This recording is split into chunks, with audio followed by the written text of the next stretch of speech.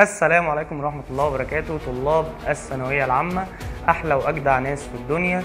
استحملت كتير جدا السنة دي وعارف إن أنت يمكن تكون خلاص يعني طاقتك بتخلص أو شغفك خلاص بدأ يقل. لا، ابدأ جدد شغفك من أول وجديد وحط هدفك اللي كان معاك من زمان قدامك واسعى ليه. عندنا دلوقتي 3 مشكلات بيقابلوك في الثانوية العامة في اللغة الإنجليزية. أول مشكلة وهي إن الناس ما بتعرفش تحفظ كلمات. طيب أول مشكلة دي تتحل إزاي؟ هي إن الكلمات بتاعتك دي بتتحفظ لما تحط كل كلمة في الجملة بتاعتك، سواء كان بقى اللي احنا بنتكلم فيه prepositions أو items أو expressions أو main vocabulary من اللي أنت بتحفظه.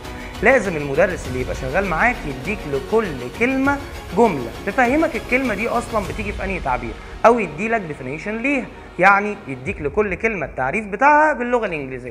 طيب الكلمات ما بتتحفظش بمجرد من ان انت تبص لها بس او بالنظر كده، لا، الكلمات محتاجه منك انك تكتب الكلمه مره واثنين وثلاثه، حتى ولو كانت الكلمات الصعبه اللي انت ما بتقدرش تحفظها ممكن تكتبها في ستيك نوتس كده وتحطها قدامك في اي مكان انت بتشوفه كل يوم الصبح او في مكان مفضل عندك في البيت.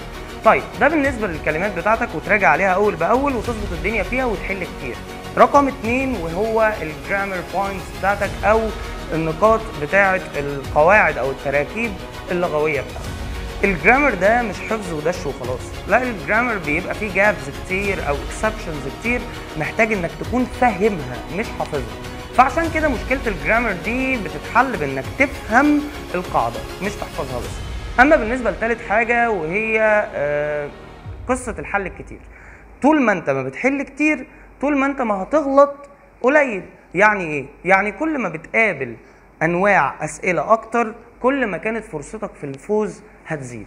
خلاص، ده بالنسبه عندك للثلاث مشكلات. وبالنسبه لحلهم طبعا في مقوله مهمه جدا يعني انا عن نفسي بحبها، وهي ان كلما تتعرق اكثر في التدريب كلما نزفت اقل في الحرب. وربنا معاك يا رب، وكل واحد يحقق الحلم اللي هو كان نفسه يوصل له من زمان فيه. اشوفكم على خير.